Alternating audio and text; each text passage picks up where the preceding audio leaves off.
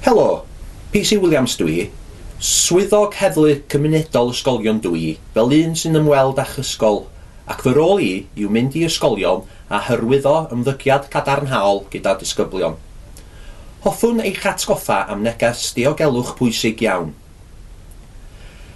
Allwch chi cofio beth yw diffiniad o gyffur? Gall cyffur newid y ffordd mae'ch meddwl neu'ch corff yn gweithio. Mae meddyginiaeth yn cyffuriau ac os cant ei defnyddio'n iawn, gallant helpu eich corff i wella. Ond os byddwch yn camdefnyddio cyffuriau fe allant wneud i chi deimlo'n sâl neu ymddwyn mewn ffordd y byddwch yn ei ddifaru, peidiwch â chymeryd risg.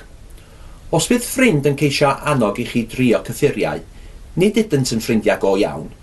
Maen nhw'n gofyn i chi wneud rhywbeth peryglus. Dywedwch na.